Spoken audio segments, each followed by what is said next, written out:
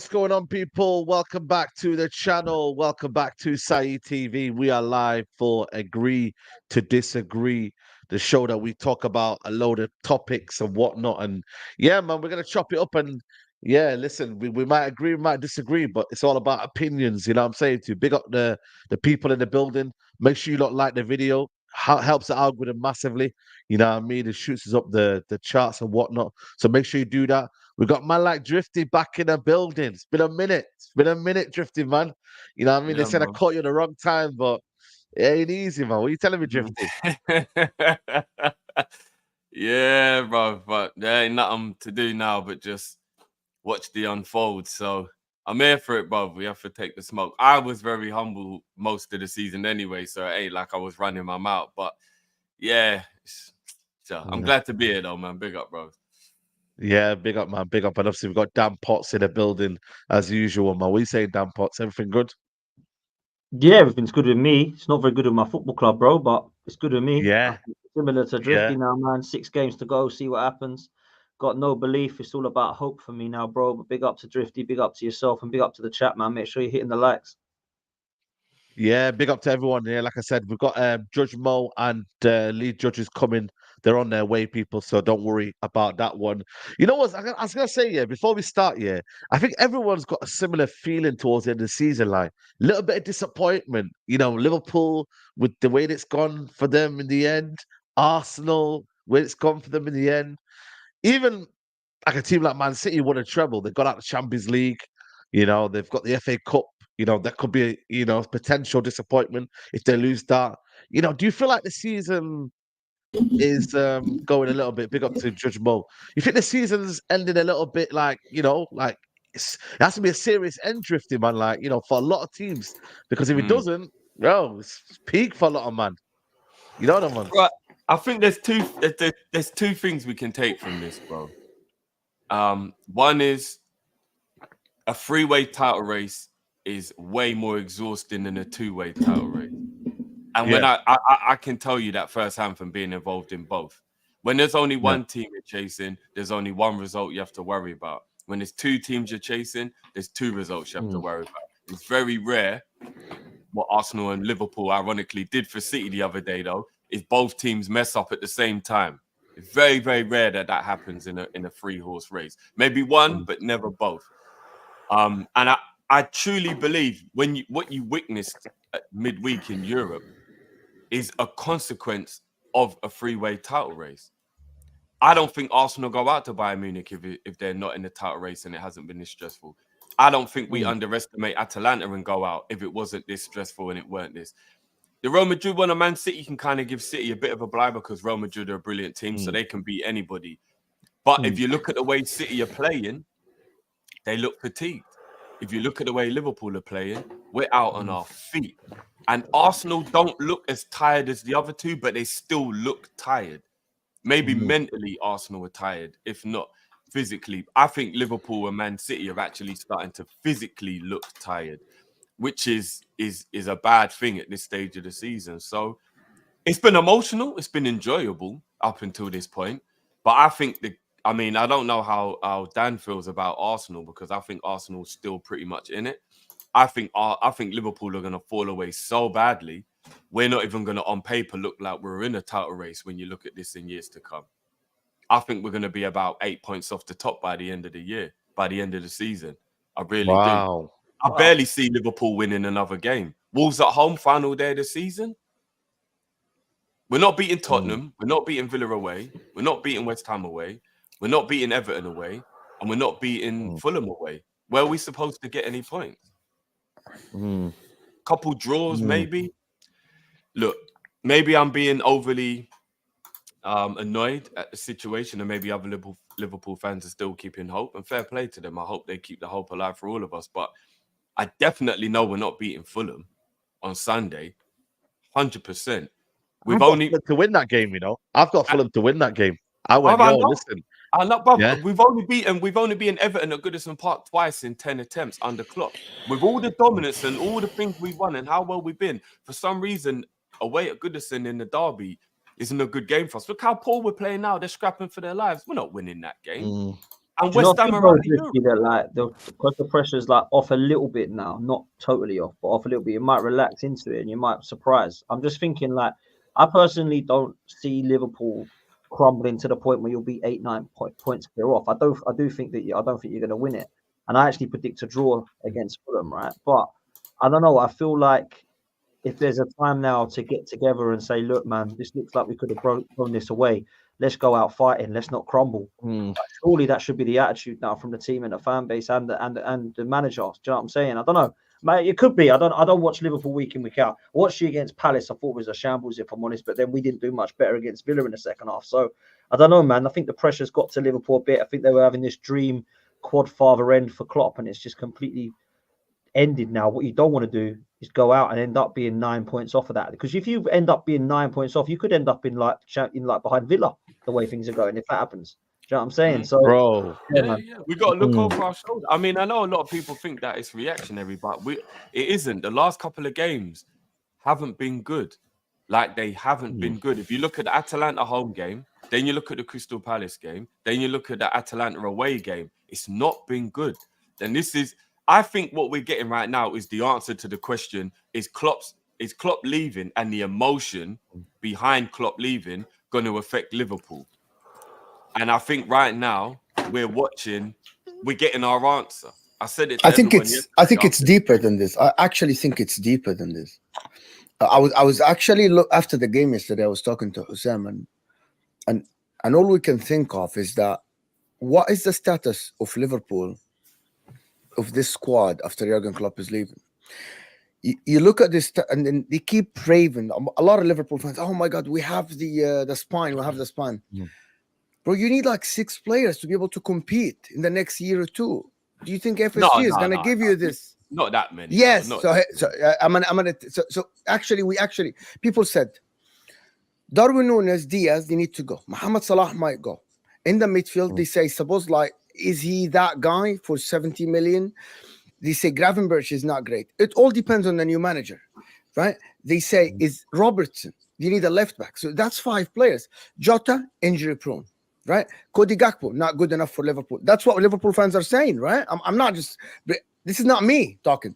This is what everyone has been saying, right? This is it's not sustainable. So, but you look at Salah. Salah should go to Saudi and get the money.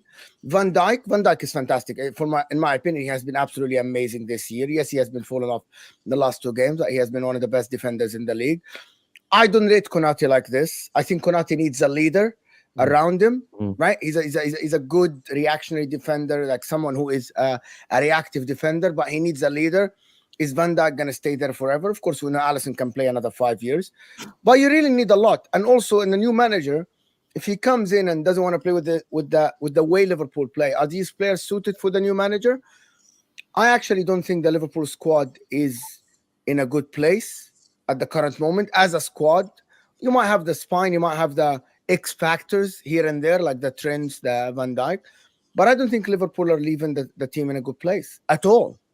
No, we are. I mean, I get that there are some Liverpool fans that are going down that narrative, but those are the ones who are going too far. I'm basing us not being able to win the league off of fatigue, mentally being exhausted, physically being exhausted. It's a big deal. We're about to lose our best Premier League manager. In terms of the players, Diaz is a brilliant player. No way would I sell Diaz.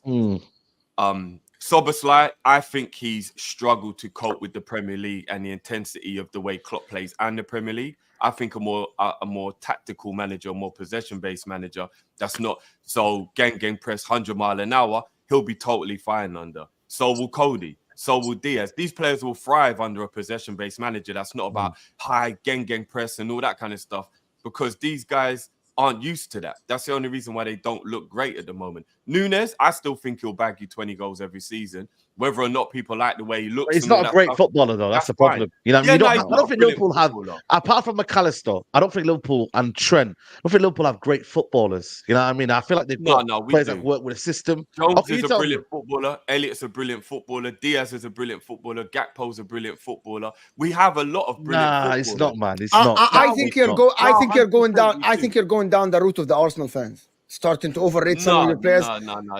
I'm sorry. Players. With all due respect, I think what you number one, in the league, by the way, the football you play, we can say sustainable or not sustainable, but I think the football you play isn't the best in the league. Like I think this season, I think Aston Villa plays better football than Liverpool.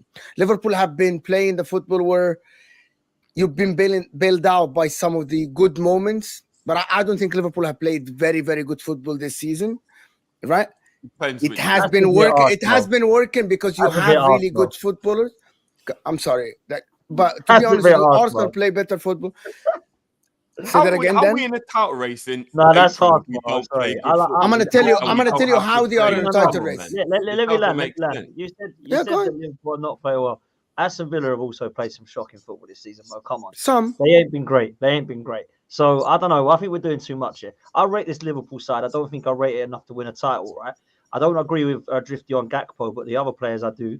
I personally feel like they've got an option now of who they're going to keep hold of when Klopp goes. That's the big worry for me. Because Klopp's leaving, who's going to get off the bus with him?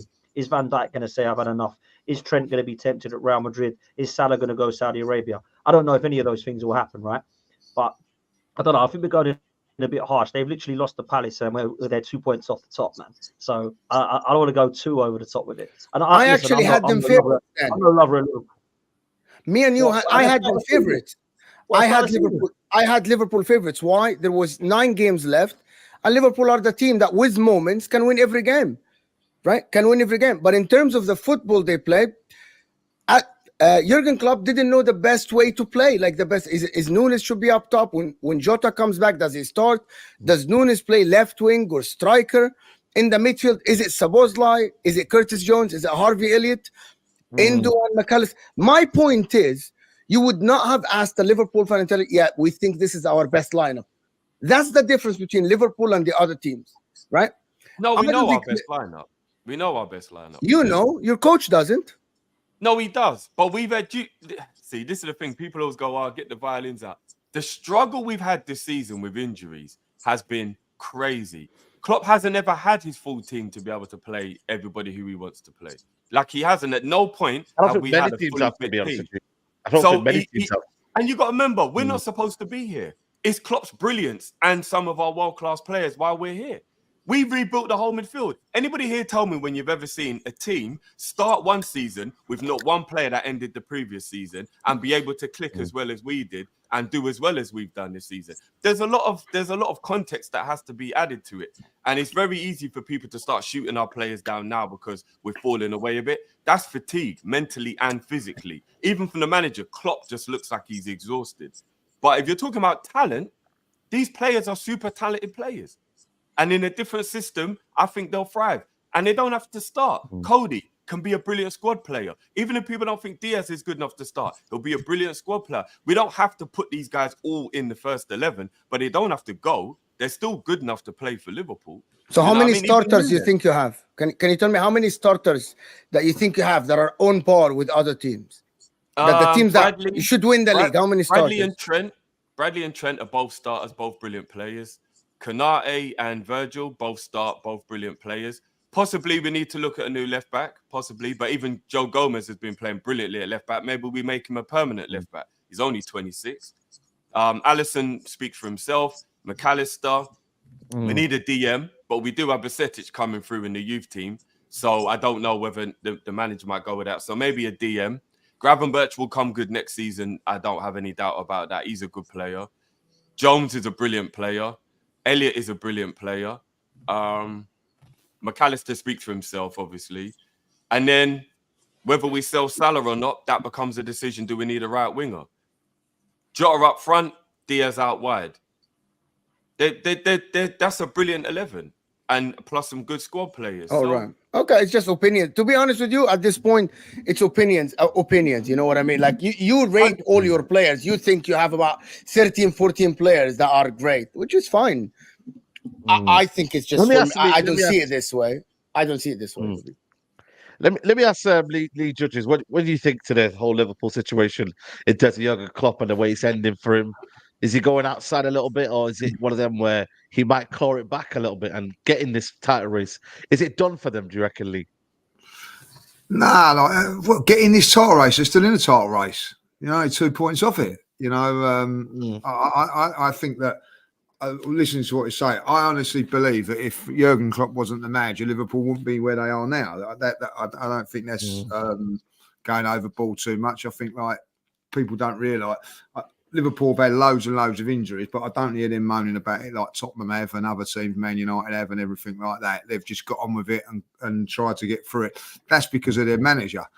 I think he's different class. But the one thing that has really surprised me, and maybe this is the worry for Liverpool fans, is that maybe Jurgen Klopp's looked at it and thought to challenge Man City and the likes of Arsenal coming through now, it's going to cost us a lot of money and a lot of players. And I don't know if Liverpool have got that. And I don't know if he wants to go on and go through that, because he's had the best Liverpool side for the last, since I can remember, in their prime. Salah in his prime, Van Dijk in his prime, all these players in their prime.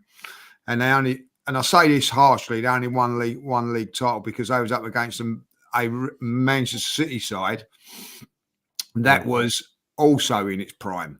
The Manchester City side now, I believe now, is not quite in its prime. It's still very, very good, but the De Bruyne's are coming to the end of the Gundogan's have gone and everything like that. And I was very, very surprised. I don't know how you guys feel that Jurgen Klopp didn't look at that and think, do you know what, Man City not quite the side they were. Maybe I can do this, and he decided not to. So that would be a worry for me if I was a Liverpool fan. I'm thinking, why has he decided to leave? Like when it could be for the next couple of years a little bit more even. But I still think Liverpool are a very, very good side, and I just think that a little bit like Arsenal, and I don't mean this like not bottling and all that. I just think haven't got quite the squad strength, depth to go toe to toe with a Man City, and are just tiring a little bit. You can see that in their games at this moment in time. I looked at Liverpool last week against Crystal Palace, very, very similar to Arsenal last season. A little bit could have won it, could have lost it, drew it, could have won it, lost it, win it. It was a little bit mismatched the way that they were playing. But listen, I know people are writing Liverpool off for this title race. I'll be really honest, Arsenal could easily lose tomorrow at Wolves, and Manchester City drop 2 points, and Liverpool are well back in it. So I don't see where this narrative is Liverpool are out of it at the moment. Like, they've still got some decent players. I believe that Mo Salah is not quite the player he was 2-3 seasons ago, and I think that's why that perhaps they're drawing these games and losing these games when they was winning them. But it's very hard to keep those numbers up every single season like he has done. So I think they're 2-3 players away from it. But do you know what? Me and Dan were talking about this. Arsenal 2-3 players away. Every team's 2-3 players away from it. That's the trouble you got. And the question I want to throw out to the panel. Okay, if you're a manager next season, Arteta and Klopp are leaving. You will be given some money.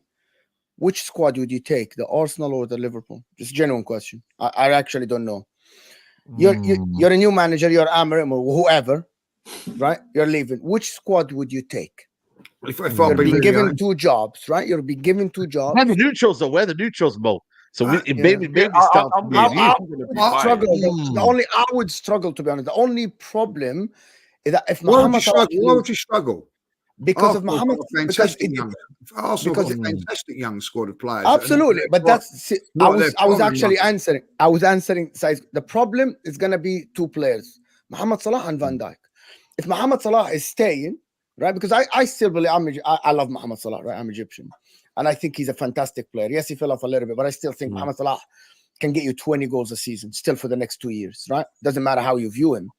It's Van Dijk or Salah. Are they staying or not? And but if one of them is leaving, Arsenal squad is in a better place. The thing about Arsenal squad is that you can get a manager that can play that same style of play that Arteta is playing, even if it's a better manager, with a couple of more players, a left winger as a striker, and I think this Arsenal team is not bad at all, right? It is very good. I think Liverpool, not a lot of managers around the world will actually play Klopp style. I don't believe anybody can do what Klopp is doing. Klopp is always someone who will give you 110% from most of the players, right? Not a lot of managers can do that. A lot of managers will come in, will play to the players' strengths. So that's why Arsenal team may be in a better place, especially because of the age. The Declan Rices, the I think Salibas. Liverpool got more world-class players. That's the difference. Yes, X factors, Yeah. 100%. Trent, Allison, but yes. But as a team, If you was a manager, and maybe this is the way I'd look at it as well, if I was a manager coming in, I wouldn't want to go. I wouldn't want to follow Klopp. I wouldn't want to follow Klopp. Like I wouldn't want to follow Arsene Wenger. Like I didn't want to follow Ferguson. I think the next man, and Xabi Alonso is not stupid. I reckon Xabi Alonso in 2 years' time will be Liverpool manager after whoever comes in this time, because like you look at Emery's very, very good manager, Aston Villa, never going to work after Arsene Wenger. And also, I think if you look at Man United, David Moyes is a decent manager. He was never, ever going to work after Alex Ferguson. And I think the legacy that Jurgen Klopp has done and what sort of job he's done, I think Liverpool fans will realise how good he is next season. Yeah, I hope so, Lee, because I'm seeing you won't a lot know of until people it's calling gone. for his head Yeah. already. And Exactly. I can't believe it. But I think we got a better bench than Arsenal. That's why my bias will lean towards Liverpool, honestly. But I do believe we have a better bench. I think Arsenal first 11 is brilliant. Trossard off the bench can be an absolute match winner. But outside of Trossard, the Vieiras and the Nketiahs and Partey's never fit. I think we've got a better bench. Like I genuinely do. But I don't know if you lot agree. Yeah, listen. I think it's well close, man. I must say, I think it's well close. I think for me, when we don't have an Alisson, a Salah, or a I suppose we've got a Van Dijk this year. If you want to look at how good we have been defensively, but we haven't really. If you look at it, we've got potential to have a Van Dijk, but we ain't got one right now. I think for me, I'd actually disagree with Lee. I think Xabi Alonso is going to be the next Real Madrid manager after Ancelotti. I really do. I think 2025 he'll go right. I'll slot in there. He'll have one more year at Bayern Leverkusen, and then he'll go right. I'm done now. Let's go and do the big boys. I think this guy rates himself highly. And apparently Real Madrid love him. So that's what they're kind of looking at, is Carlo to go in 2025 and Xabi Alonso to go there. I think it's going to be this Ruben Amorim guy from what I'm hearing. I don't know about you, Drifty, but I don't know what you think of that. Like, I'll be interested to know what Liverpool fans want. I'm not sure I really heard anything. You know what I mean? It's not like, It's definitely him that we want. We've 100% contacted him. Do you think, though, Drifty, like, for me, right, you're in a position where you can either do two things. I was speaking to this on Mo's channel, right? I was saying, like, Liverpool are so close, right? It's not like Liverpool miles behind. It's not like, Liverpool got to start again. They need another project. They need a 5-year project. Right? Do you get a manager that has a CV that says, I win now, add a few players to it and go for it again? Or do you rip it up and start with somebody like Ruben Amorim or De Zerbi and go, right, give you 4 years and all that? Because for me, if I'm a Liverpool fan, I'm saying give it to Hansi Flick or give it to a Carlo Ancelotti or give it to Zidane or somebody like that and go win now. Because, like, I honestly believe, like, a few players and you're there again. Do you know what I'm saying? And that's even if you do lose a couple of big names. Yeah, I mean, I ain't got an issue with Amorim. I wanted Alonso, and once I heard it wasn't going to be Alonso, I almost didn't care anymore. But Amorim was the guy that I wanted, if not Alonso. I was emotionally invested in Alonso because he's obviously a former Red and all that. And look what he's doing. So I'm cool with Amorim, but I agree with Lee. I don't think anybody's going to follow Klopp and do well. Maybe the second year we give them the patience, but the first year is going to be ridiculously difficult to deal with. So it's crazy. I was saying to the people on my channel the other day, and I got shot at a lot for this because people like to do but what about when he was there? And what about when he was there? If I was picking the manager outside of Amorim, I'd actually go with Emery.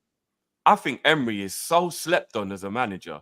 And when I look at the 2 last big jobs he had, Arsenal was in the mud when he took over.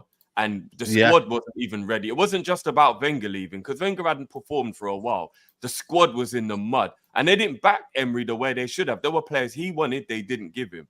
And PSG are a joke. Even Ancelotti struggled at PSG. Like, PSG are all over the place. If he's at a stable club with a stable board and they back him and give him the players he wants, Emery is a brilliant manager. And I can't believe people turn their nose up at him. I would take Emery. I really would take Emery with him. I think Arsenal fans were a little bit impatient with Emery. Look what he's doing right now. 100%. But you know what it is? It's one of them where, you get your chance, you shine elsewhere, and he's doing it. My thing as well, well, you got to remember, look at Unai Emery for Aston Villa now. He's had injuries. He's had a long season. He's in the Europa League Conference League, the only one that's flying the flag now for Europe. for England. You know, does he get an excuse about injuries and tired and whatnot? And you know, and he's got a probably not as deep a squad as you guys. So it can be done, but I feel like for me, you know, I look at Liverpool right now and I just think, yeah, man, mentally they've given up, man. You know, look at yesterday as well. You know, mentally they just weren't there in second half, and maybe Yeah, it's the same with Arsenal. we're knackered. Mentally they're short right now. And I mean, we got two Arsenal man. So I can ask you, lot, Lee and Dan. Maybe you're gonna have more emotion tied to it, so you'll feel away about Emery. But for me, Emery got one season really because he was sacked halfway through his second season, right? Yeah. So he got one season. Yeah, he Yeah. fell away at the end of the campaign and finished 5th when he should have got 4th. But Arteta did that. He got you to your first European final in 20 years. Yeah, he lost, but that was a Hazard show. It wasn't because Arsenal were rubbish, because Eden Hazard was one of the best players we've ever seen. And he weren't given no time. Arteta finished 8th and 5th in his 2 full seasons and 8th in the season he took over and was given the time. If Emery was given that much patience, no doubt he would have done what Arteta's doing at Arsenal. Like, he was not given The problem any with it, time Drifty, whatsoever. was there's a completely different hierarchy back then, bro. That was the reason. Yeah. So Emery was never going to get a chance, which was unfair now looking back. It was poor football, man. It was dross. And what had happened was the kind of players had down tools on him. And to be fair, a lot of the fan base had as well become quite toxic. If you remember, Lee will remember, we had Rouse and Leahy at the time. We had Husfami at the time. I think Sven Mislintat was in and around it. They were all in bed with that Kia Jarachkan agent guy. And it was like, let's buy this guy, let's buy that guy. Emery said, I want Upamecano. Lucky we didn't get him in the end, but he wanted Upamecano, and we ended up with David Luiz. Yeah, he wanted Thomas Partey. We ended up with Dani Ceballos. He wanted Pep. We was Zaha. We got Pepe. There was a lot of bad decision making. There was no togetherness at all. And I think if you remember, it wasn't really until the season after that Stan and Joshua Kroenke said, right, we now own this football club, and it's now us that are making the only decisions. And then everybody else got gutted out and left. And now there's that connection between Edu being brought in with Arteta, and we move again. So, yeah, man, I think with structure above, like you're seeing at Villa, when everything's on his side, he's a good manager, man. So you could do a lot worse than him, I think. The thing with Emery, it was never going to work. If you look back at it, they tried to get Arteta before Emery. That's who they wanted. They couldn't get him, so they got Emery and never really backed him. When you take over from a manager like Arsene Wenger, and whatever you say, it was a fantastic legacy that he left behind. But also there was a lot of work to be done. If you're going to bring somebody in, you've got to back him and convince him. The reason Arteta has got 8th and what he's done now is because that's who they wanted. They wanted him and backed him, and to be fair, they've kept faith with that man, and that's probably the way to go for a lot of football clubs now. But if I believe if they would have brought in Arteta at that time, he would have been backed and given the time to do what he wanted to do. But realistically, from the minute he walked in there, Emery was dead man walking, and that's why when you see him on last Sunday, it's showing his stuff, because he knew that as well. Like, listen, he's a manager, ain't silly. If you're a manager and you go, right, like you I don't know why he took the job, if I'll be honest, but right, I want Zaha. That's who I want. It was clear that who he wanted, and we're not giving you him, we're giving you Pepe. You look at Arteta. I want to get rid of Aubameyang. It's going to cost us millions and millions of pounds to do it. Okay, Miguel, we'll do that. But if that would have been Emery, they'd have said, right, now, see you later. So that's the difference. You've got to be backed. And like, the reason he's doing well at Aston Villa, so I tell you the reason why he's doing well at Aston Villa, because they want him and they're backing him. And there's a difference. Can I just say, if he wins the Conference League and he gets 3rd or 4th, let's say 4th, because I think that's probably realistic, and Pep Guardiola wins the league, can we give Unai Emery the Manager of the Season award? 100%. Yeah, that's fair. Nah, do you know? I don't know about that. No, not really. I've been really honest. Achievement. They are the best team in the conference. And winning the European Oh my god! I don't get why everybody's like, "Oh my god, Unai Emery is a good coach. Oh, he's gonna win the Conference League. He's expected to win the Conference League. It's Aston Villa. They have really good players. Why? For them, Why? The first time in Europe in a while. First time in Europe in a doesn't while. matter. He has so much experience in Europe as a coach. I didn't So give it much to experience David as a Moyes. manager. The players don't. The Yeah, players but he haven't has got so the much experience, like him as a Exactly. manager. And that's, I'm sorry, this Conference League thing, bro. They're playing Fiorentina, bro. Fiorentina like 8th in Serie A. What are we talking about? This Well, they Conference beat League Lille. thing. They beat Lille. Oh my who God, are they playing made amazing in France. they made this Conference League for us to be talking about this and that, bro. Conference League is rubbish, bro. Fourth in the European title it's is a an good- exceptional I think It's fourth a is the good, one. it's Fourth a is the good one for me. competition. It's a good competition to win. With all due respect for the West Ham, for the Aston Villa, but I don't think it's a measuring stick. And for the league, he's doing very, very well. He's doing very good. But I think he is where he is because they deserve to be there. It's not because they're overachieving or anything. Man United, rubbish. Chelsea, shit.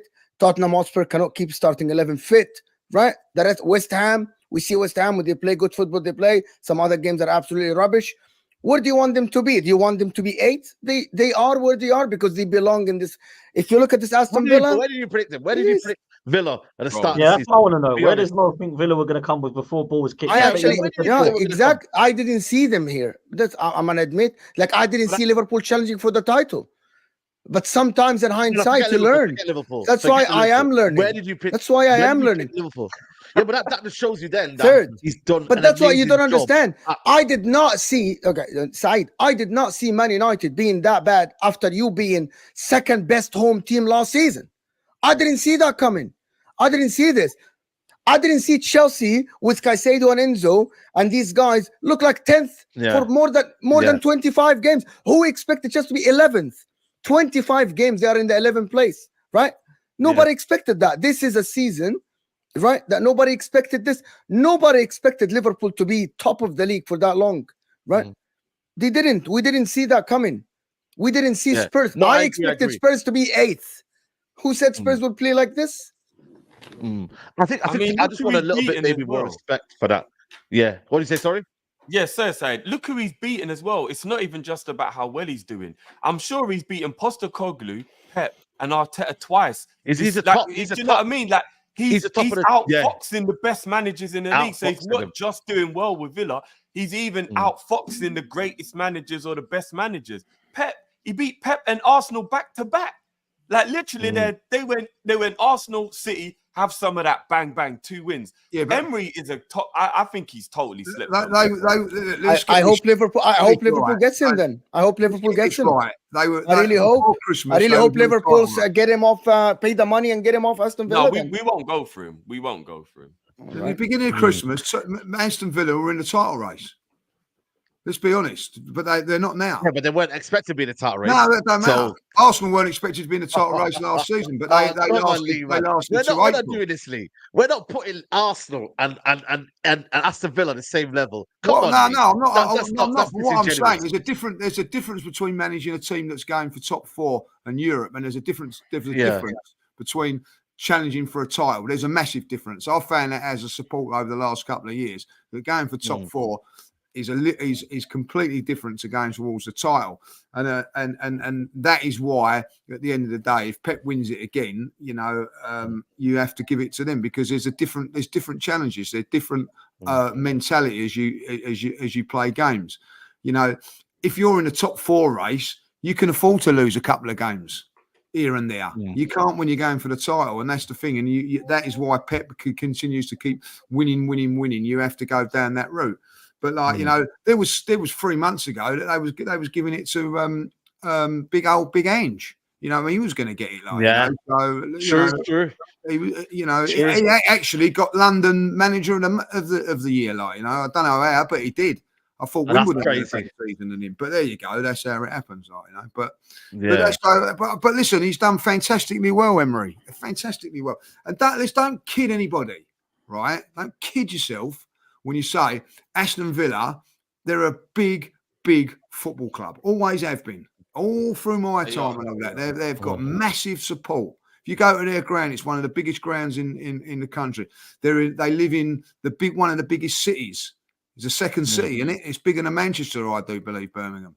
So they're a big. Birmingham's second city anyway. They call it the second city. So they're a big club, And listen, he might have the great season last season. Newcastle had a fantastic season last season. Look at them. You got to be. It's not about doing it one season. Can he sustain it? Can you keep going? Keep you going? And that's the difference. No, that's fair.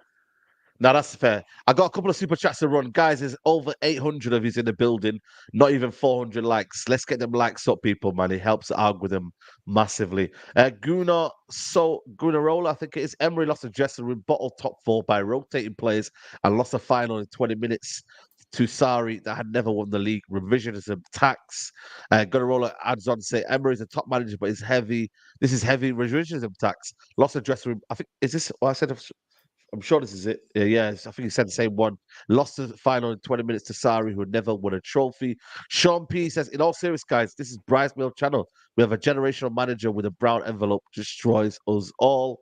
And drifty rated Poch over Emery. Change the tune now, says Gunnar Roller. Let's talk on Arsenal. A little bit of false thingy there. I said I would prefer Poch to take the Liverpool job than Emery. That was about 6 months ago. I never said he was a better manager.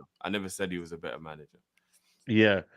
Let's talk on Arsenal. Let's talk on Bukayo Saka. The title of the video was does Saka need to be dropped? And I think maybe it comes down to, for his own sanity and his own sake. I'll start off with you, Dan. There was a few clips of him, like maybe a year ago, 2 years ago, and the way he was dribbling was just like effortless, man. You know what I mean? But now, I look at his dribbling, I look at his kind of mobility now. It looks a bit like, very, very stiff, man. He just looks a bit awkward. It's not as direct anymore. I think it's become predictable a little bit. But yeah, man, what you saying, Dan? Like, what are you saying about Saka at the minute? Yeah, he's not been the same. He's not had an amazing season. Saying that, the goals are still there. He's still got the contributions, the GA or whatever people want to get obsessed about. But actually, the performances haven't been their side. And to be fair, neither's Martinelli. I think both of these guys this season they've looked a little bit tired for me and a little bit overplayed. They're young kids. And I don't think they've been managed very well by Mikel Arteta. I've got to say that. I'm not saying that, to have a go at him and a dig at him because people think I will, but I actually don't think that they've been managed very well. I think Bukayo Saka looks very tired. I don't think he looks the same. This is a guy that gets double teamed on, gets kicked all the time, and just keeps playing. I'm sure he's begging for a rest. We put Reece Nelson on 100k a week as backup for this guy, and the manager doesn't trust to play him. He's played 403 minutes, Reece Nelson, this season. Ramsdale's played more than him. That's a joke. It's mad. Yeah? What was the point of keeping this guy? Fabio Vieira, £35 million we spent on this guy, and we haven't played him. Another one that's played less minutes than Aaron Ramsdale, our backup goalkeeper. So yeah, haven't had enough trust in the squad by Mikel Arteta. I saw a stat yesterday that said that there's 7 Arsenal players that have played 40 games this season, that have started 40 times this season, and it's all in the positions that we have no cover for, that the manager trusts. One of them is Saka, one of them is Rice, one of them is Saliba, Gabriel, Ødegaard, Havertz. We've got no cover for these players. So unfortunately, we have got players that sit on the bench, but Mikel Arteta, for whatever reason, doesn't trust them or doesn't feel that he wants to use them. So I think some of that has been down to the manager. Some of it is down to Saka. He just hasn't had a very good few games. I look at Saka and a lot of the time he gets put on the pedestal because there's a section of our fan base that call him world class. He's not world class. I'm sure he will be one day. He's got the potential to be. But because people will say world class, every time someone has a good game, better than Saka. Every single season, everyone's better than Saka this year, apparently. You know what I mean? Kudus better than Saka. Palmer better than Saka. Havertz, he must be better than Saka now. Palmer is better than Saka this year, though. This year he is. Yeah, this year he is. Yeah. You've got every single player that you think of. Kulusevski better than Saka. Do you know what I mean? I just hear all these names. Yeah. I'm just like, let's just give you if Saka's the benchmark, then please, fair play to you. But stop making him the benchmark because the kid's 22 years old, man. So I would drop him or rest him, whatever word I put on my Twitter yesterday. I think it's time to drop Saka. Everyone went mental. You mean rest him? We got such a sensitive fan base, man. It's embarrassing. Just chill out. Just ridiculous. Like, he needs to be not playing then, right, this weekend. Play Jesus wide and give the guy a rest, and then use him for the Chelsea game if that's what you want to do. But yeah, it's worrying, man. It is worrying because the kid's 22 and we keep flogging him like this, he won't make it to 26, man.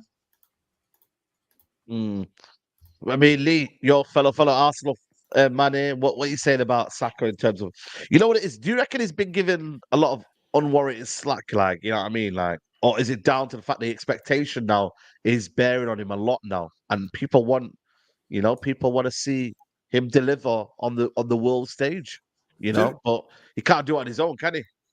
I don't care what other teams think of him. I don't care what other people say about him, whether they say he's overrated or not. Like, you know what I mean? Don't see him week in, week out like I do. And they can have. I wouldn't swap him for the world. You know what I mean? But if he's not playing well, then you got to drop him. Well, I don't think anybody should be. What's the word? Given a free pass. Don't matter how bad you play. If you're not playing well, you deserve to be dropped. Don't care who you are. But I will say with Saka, as bad as he's been, he's always likely to do one magic moment. How long ago was it he scored against Bayern Munich? A week ago. Oh, right. Like, I mean, so there you go. And as soon as he has one bad game, he's overrated. He's this, he's that, and that. When he scores and all that, like, well, that's what you expect him to do. That's what he's there for. And I agree with that. But listen, he was poor on Wednesday, very, very poor. But he weren't the only one.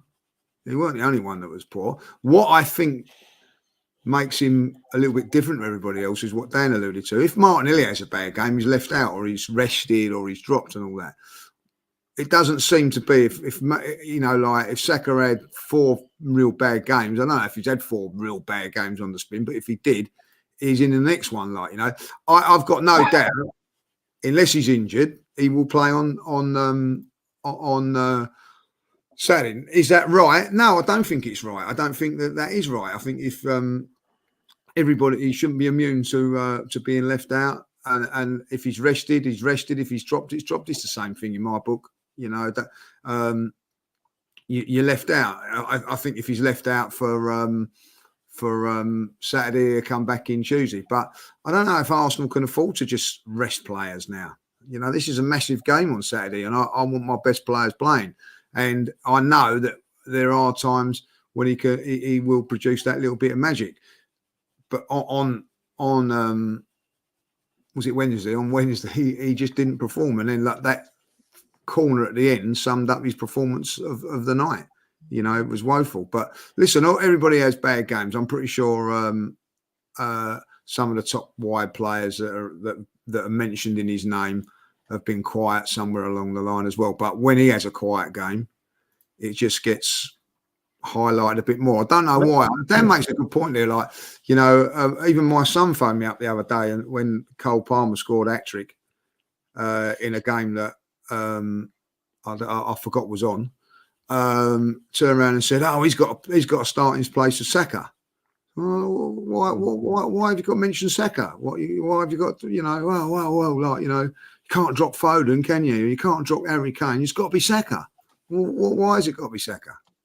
So, I'm not talking to my son at the moment. My front three would probably be Cole Palmer on the right.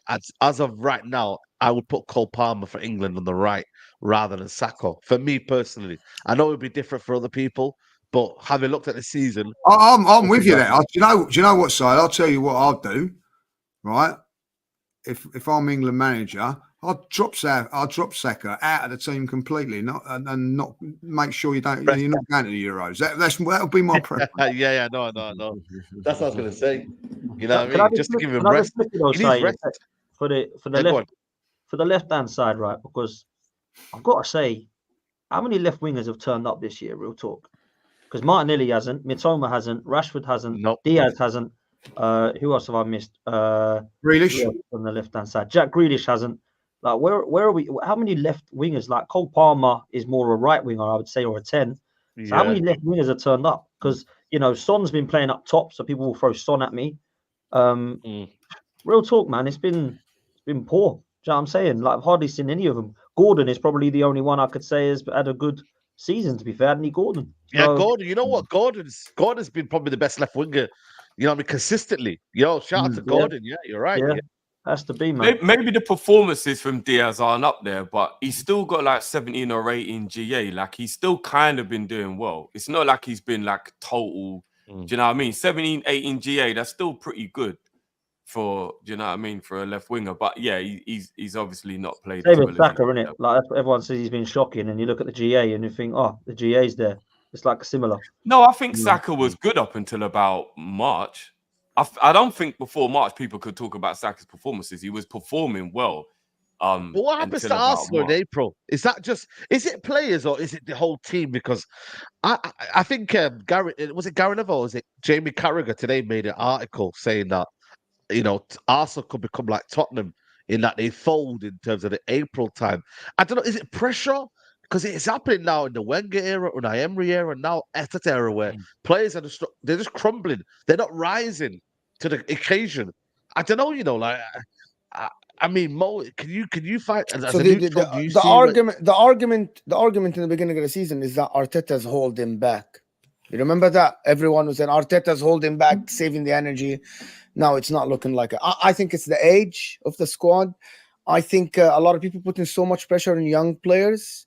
There is nobody to lead the team. Arteta is young. People just forget that Arteta, this is his first managerial job. And he comes across as he's stubborn. He's an arrogant guy. He's not. He's just a young coach. You know what I mean? He doesn't have a big CV. The likes of Odegaard, I don't think he's I don't go to the stadiums. Lee and Potts, they go to the stadium.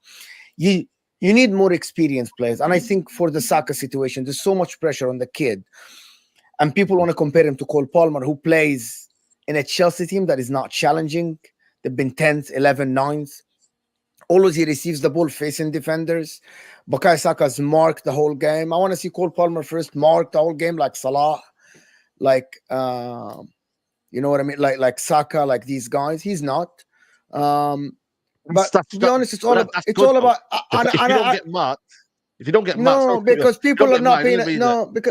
People are not paying attention to you. And I'm going to give you one example. There's an Egyptian forward called Amr Zaki, came to the league, played for Wigan, got like 10 goals in the first half of the season. Second half, he scored zilch, shipped him back to Egypt because he was just known at that time. Nobody knew who he is. Bukayo Saka has played over 200 games for Arsenal side. He's been marked every game. He doesn't turn. Rarely I see Bukayo Saka turning facing a defender by himself in a 10-yard around him. What do you see Cole Palmer facing Braithwaite with the guy opening his legs? This is no. I'm gonna stop you there. You know what it is, yeah? It's all intelligence. It's picking up positions. It's not being predictable. Choice of words. That's what it is. It's being a better footballer. Choice of words.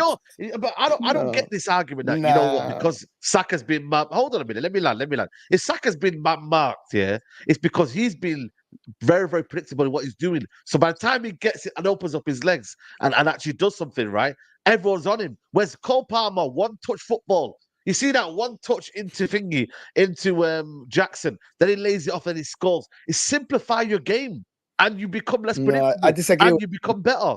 Disagree with you completely. Am I wrong though? Am I wrong, Drifty? I disagree. I disagree. I disagree. I disagree with you completely. Sorry. Let me just say. Okay. I disagree with you completely. I'm going to tell you, Cole Palmer is a very technical and a very, very good player. But I don't see wingers running, sprinting back to double on him when he gets the ball. He has space to play. I'm not knocking him down. He has space to play, right? He has a lot of time to get. He has a lot of time to. People not for Messi. Okay, let me use the argument for Messi. Messi gets man-marked. Messi gets. Yeah, but Messi. If we can use the argument comparing Messi, bro. Players here, they find spaces though. They find spaces. Messi. You think people don't want to try and man-mark Messi?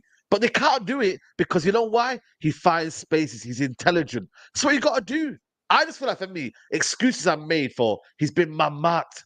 It's same with Rashford. Same with so many players.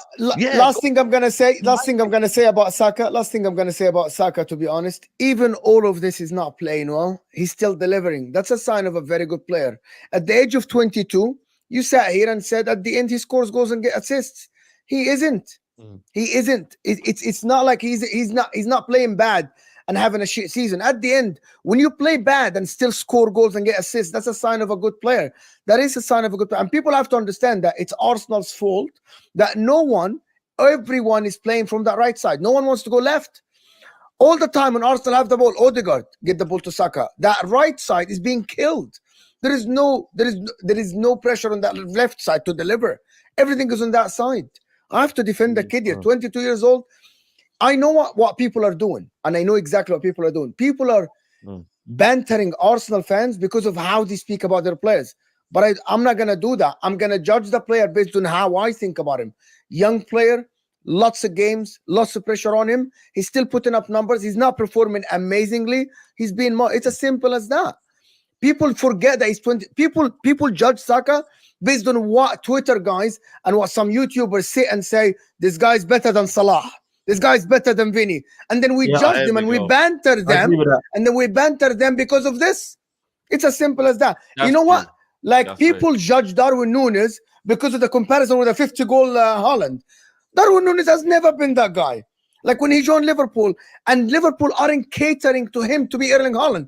Liverpool are asking the guy to run with the ball. He's not good enough to do that. Jurgen Klopp is asking Darwin Núñez to do all of this. He's not that guy. They aren't catering. Yes, he misses a lot of chances. But you got to understand that we are not judging the play. You sit here, Saeed, and you banter Arsenal fans because of what they say on YouTube and Twitter and all social media. But that's not true.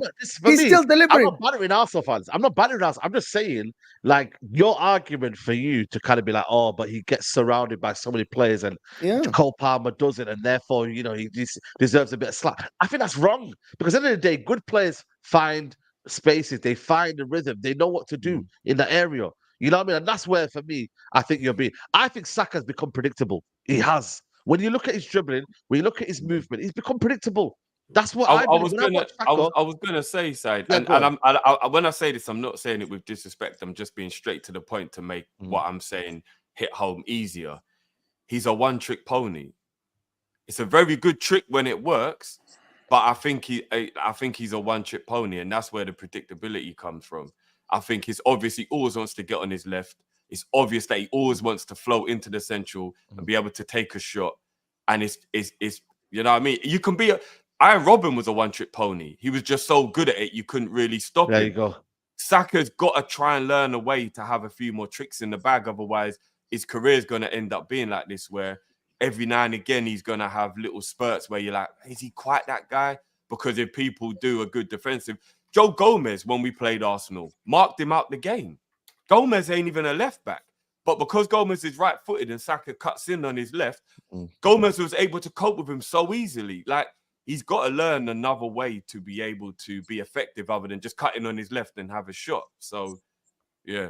The only thing I will say, right, to stick up for my boy here a bit, is I think when people say or have a debate about him, people make out like this guy is like Aaron Lennon or Andros Townsend. This guy's a good player, man. Like, this is what I don't get. It's like, yeah, I'll pile on him. Aaron Lennon was good, by the way. I think he's awful as well. And it's like, I think what we got to realize is if you think players like Foden are better, it's cool. If you think Rodrigo and Mahrez and Salah are better, it's cool. But I think the way we look at him is like, I just hear people slam this guy, and I'm like, what's this kid actually done, man? He's carried Arsenal for 3 years. He's been really good. He's been fairly consistent for the last couple of years. This season, he's dropped off a bit. Last season, he got 15 goals. This season, people are saying he's had a shocking one. He's 1 goal behind that.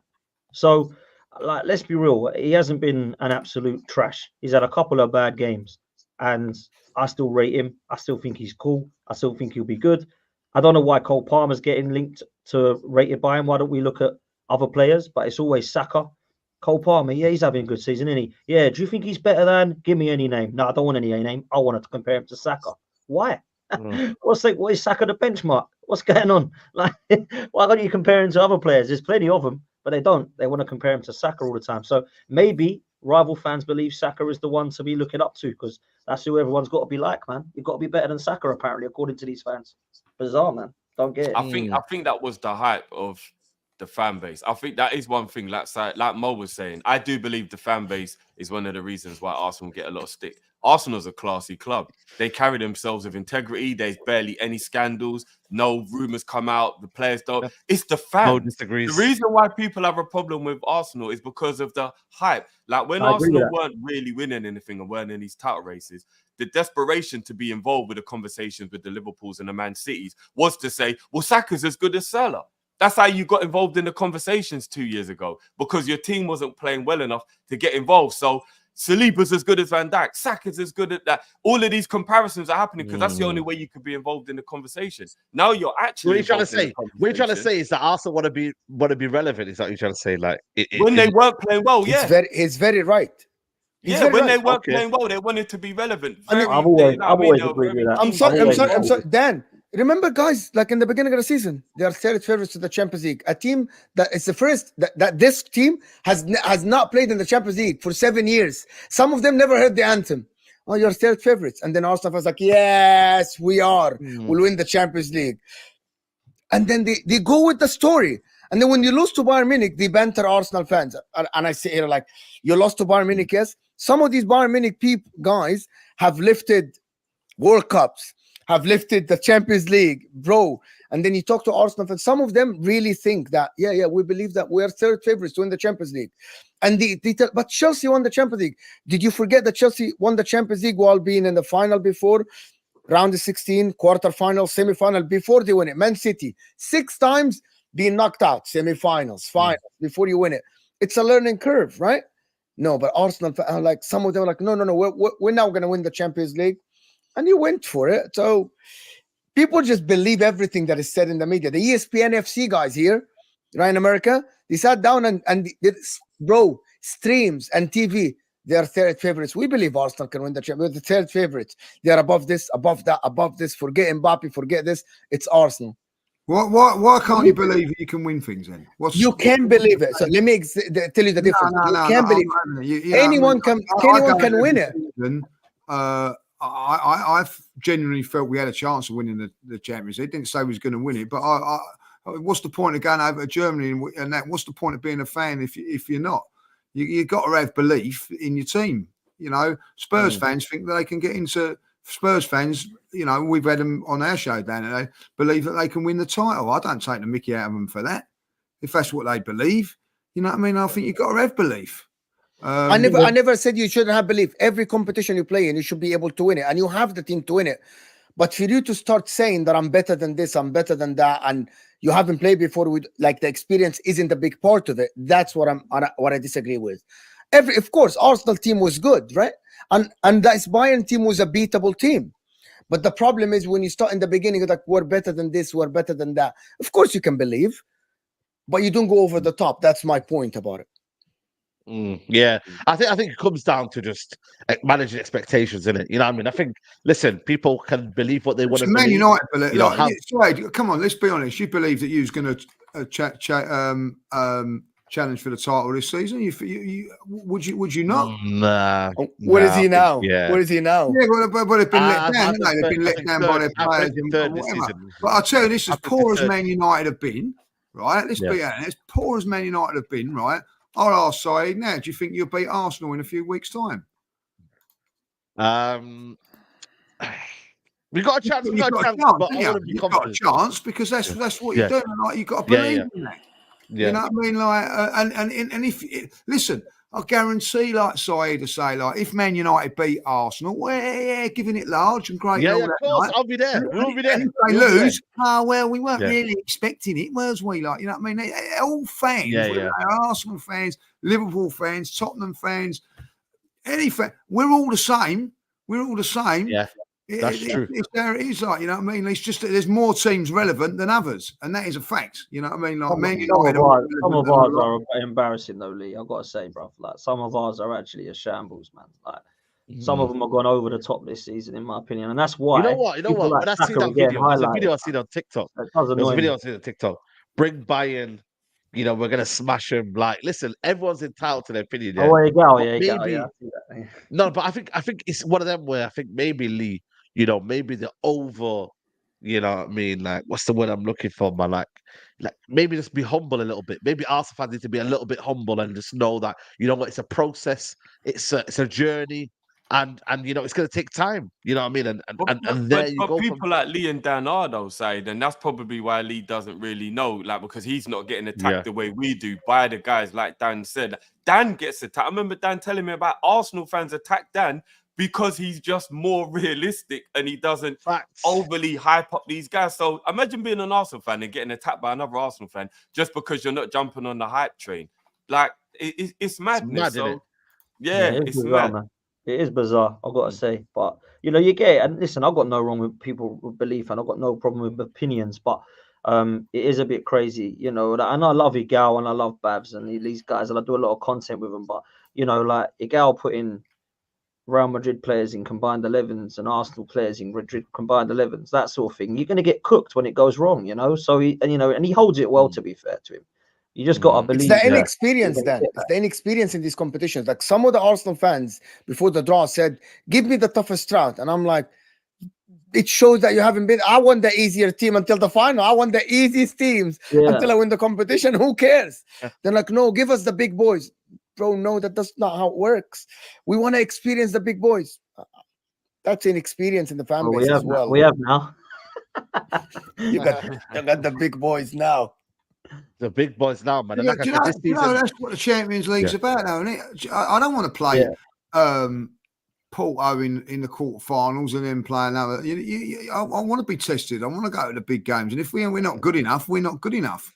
And I think experience is the key now. I think, to experience that. And what Arsenal have got to do, as I see as a fan now, is take that L, learn from it, and try and make it better next time. That's how I feel. Like I think it was a good experience this season for the Champions. Did I think we would win the Champions League? No, but did I hope that we could? Yeah.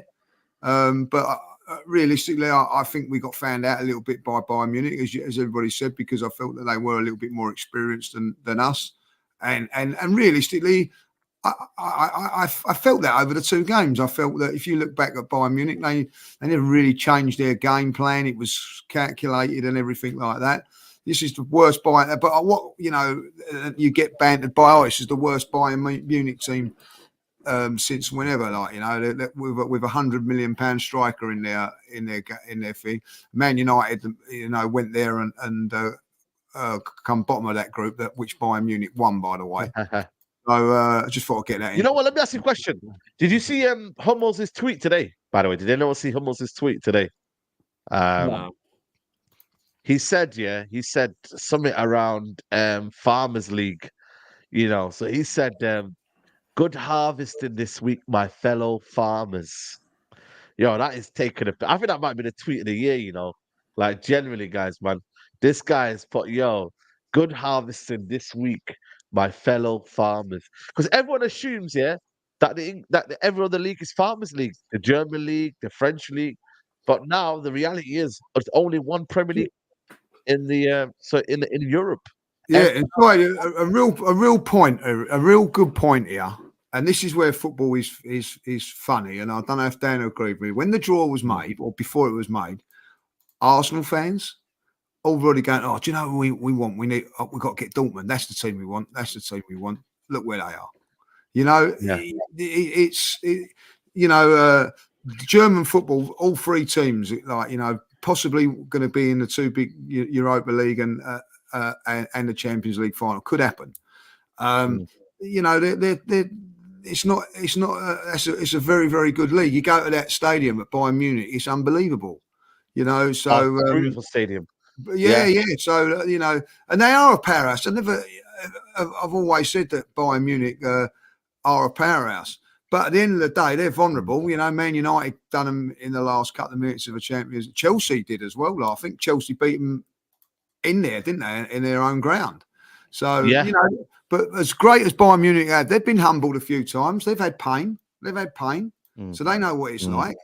And I think to get to where you've got to be, you've got to have that little bit of pain. Yeah, 100%. You know what I mean? You've got to have that pain. You know what? Let me ask Judge Mo. Do you believe the Premier League's been a bit arrogant this year? Like, has it been a mad kind of failure that we haven't at least got to the semi-finals, at least minimum one English team? No, the Champions League is based on moments. I still think the Champions League has the best football in Europe at the current moment. Even this Real Madrid team is not great, not yet. They have missing pieces. No, I just think people just listen. I support Inter. The Italian league has not been great in terms of quality. The quality in the Premier League is very good. It's not as the difference is not that big, but I still think the quality of the Premier League is still there. But people have to understand the moments The Champions League are moments. Like Real Madrid went out, beat Man City on penalties.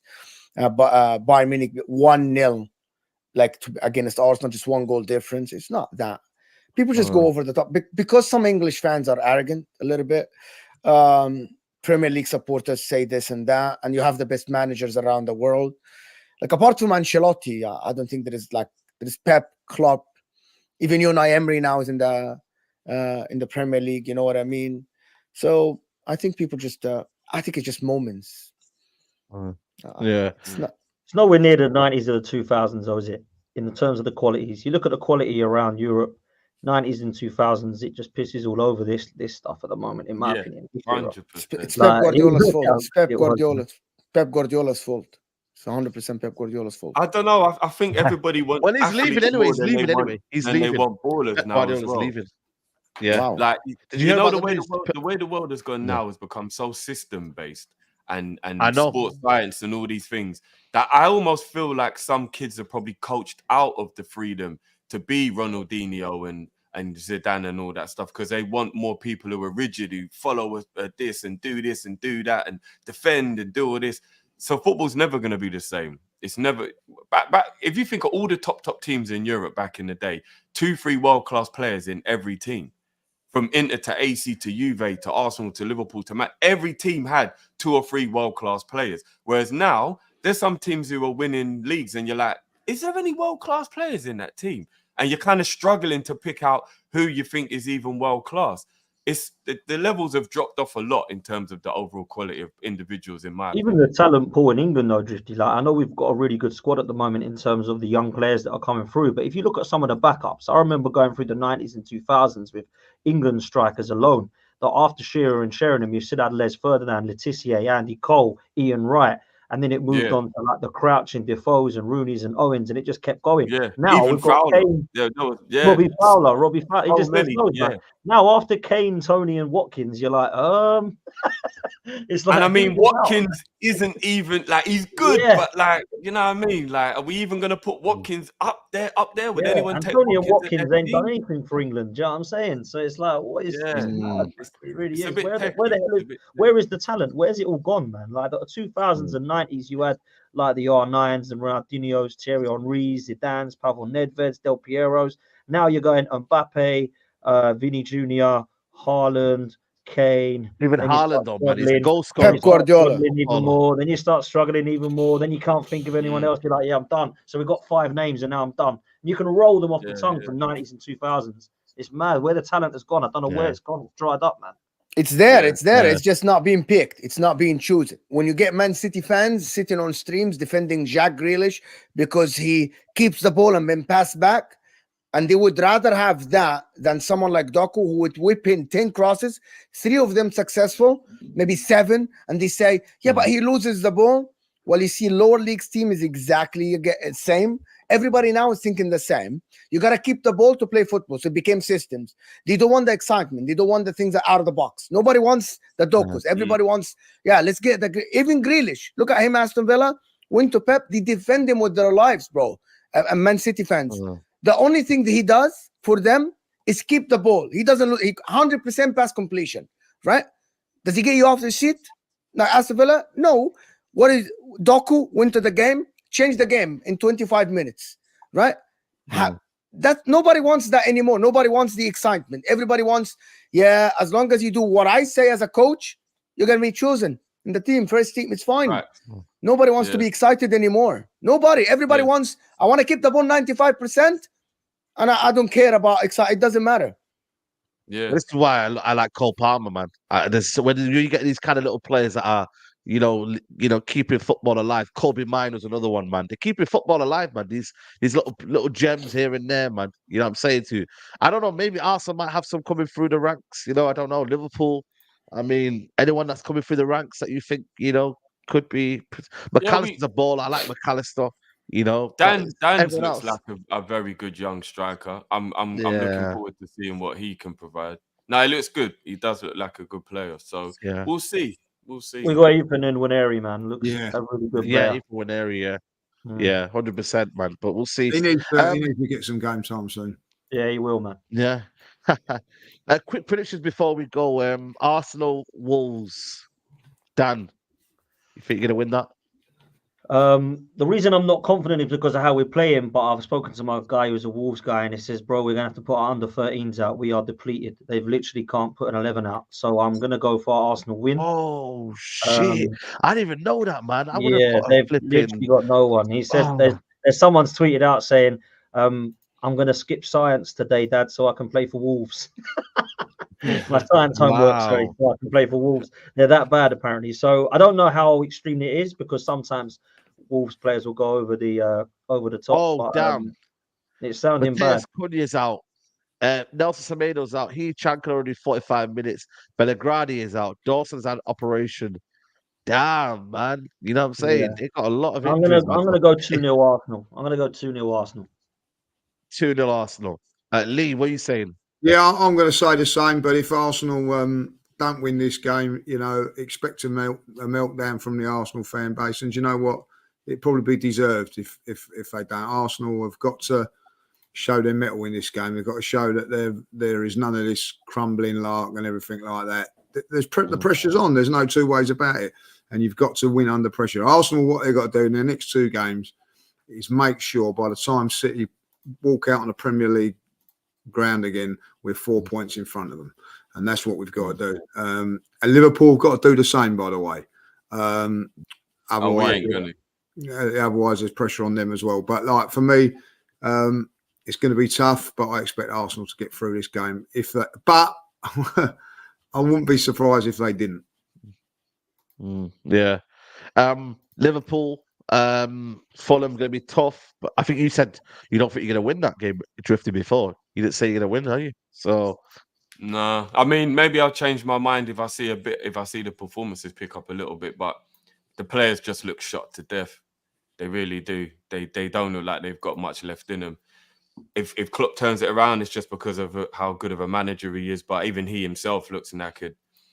I think the only game Liverpool win between now and the end of the season is Wolves at home on the final day. I genuinely think there'll be 4 or 5 draws out of all of these, because people are trying to say that we're being like crybabies or whatever, but 4 away games in a row, including Europe, is mad. I've never seen this. I watch football for years, and I've never seen a team have to play 3 league away games in a row, 4 including a European game. This is a lot of traveling from a team that's already tired. Do you know what I mean? So even that is going to massively affect us. Plus, the Merseyside derby is one of them, and 2 trips to London. So apart from like Bournemouth, there isn't even a further journey Liverpool have to do than London as well. So it's like 2 long journeys, Merseyside derby. Yeah, I don't see Liverpool winning any more points. As I said at the beginning, people might think I'm going too far. When you look at the record books at the end of the season, so in a few seasons' time, Liverpool won't even look like they're in a title race. We're going to be about 8 points off the top by the time this is all said and done. So I've kind of made my peace with it now. It's disappointing. It's upsetting. But it was fun while it lasted. You know what I mean? Yeah, definitely. Hopefully we're going to win against Coventry on Sunday. So yeah, I think we'll win just about on that one. And then Mo, for you, Serie A derby as well. You know what I mean? It's on done. Monday, It's done. yeah, We'll done. win the league anyway. Champions. Yeah. You know what I mean? So We'll there you match go. Manchester United, 20 league titles. Oh, wow. Is that the record in Italy though? No. 35 gonna say. Juventus, bro. 25 Juventus. There you go. 35. 35. Wow, that's crazy. It's mad. But listen, people, we're gonna wrap it up here, guys. Please do like the video. I don't know if we've hit 500 likes yet, but please do hit the like button. We've got 1,000 people still here. We're currently on 433 likes. That'll be amazing if you could get up to 500. Drifty, it's been a pleasure, man. Hopefully we can get this on. As well, good, man. Drifty, big up, man. Big up to everyone. Good to see everyone. First time I've worked with Mo, I think, as well. So big up for that, bro. Big up, Drifty. Big up. I mean, yeah, Lee and Dan, 2 of the only Arsenal fans that I really like in this world. So it was a pleasure. Big up, man. I'm telling you, no, actually, I tell a lie. Some of the people I love the most in the world are Arsenal fans, but they're always winding me up. But yeah, you lot, Robbie, Laurie, Turkish, you lot talk the real stuff. Like some of the others, they do the most. I'm telling you, they do the most. It's crazy, but yeah. Even Cecil, I love Cecil, but he does the most, man. He does the most. I know. And I'll beg him all the time, bro, stop it. He's just like, nah, I'm going in. And it's just like, bro. Yeah. But yeah, big up. He's young. He's young. Yeah. Actually, Jay, I know I'm going to forget some. James is down to earth. But yeah, the point is, they'll learn. Arsenal fans, they'll learn. It's all right. They'll learn. Yeah, They're getting there. they'll learn. They're getting there. It's happening. It's Yeah. happening. Lee knows he does Absolutely. way too much. There's no point me even mentioning Lee. Lee does way. Guna Lee does way too much. Way too much. Yeah, but make sure Way you check too out Drifty's channel. Big up to you. Big up to Dan. He's going to be live straight after this, people. So make sure you head over there. We're going to redirect him. Dan, big up to you as always, man. Big up, come on, man. Make sure you hit with the likes, people. Make sure you get it over 500. Make sure you come follow all these guys. And big up for having me on site. Pleasure. Big up, man. Lee, it's been a pleasure, man. You raced it down, but thanks for coming on, mate. Appreciate it. No worries, enjoy it anytime, mate. Like, you know, so and good luck to all the boys. It's nice to meet you, Mo. Even though I'm a big AC Milan fan. Hi. Mo hates Juventus, man. It's not AC Milan he hates. He hates Juventus. AC Milan for me are whatever. Yeah, whatever. He hates Juventus, man. He hates Juventus. Juventus and Barcelona are the that I hate the most. Yeah. Big up to Mo as well, man. Thanks for coming on as usual, man. Yeah, appreciate it, Said. Appreciate it, Said. Yes. Definitely. A couple of last super chats here. Kimmich says if he's injured, why play him against Sheffield Burnley? Either he's injured or Arteta is horrible with resting and trusting players. Solomon says here the amount of interviews and promos about Pound for tomorrow's game. We'll see what he does under pressure. The media putting pressure on too hard. And Enigma says the EPL teams beat up themselves and run out of steam for the Champions League. It's easy to compete in the Champions League when your league is weak. People, we're out. We'll catch you next week. I'll be live at 9:30 to talk about the Zidane news. Apparently, some Zidane talk about United, possibly. But yeah, I'll see you then. For now, head over to Dan's channel, Football 12 Man Podcast. We're out.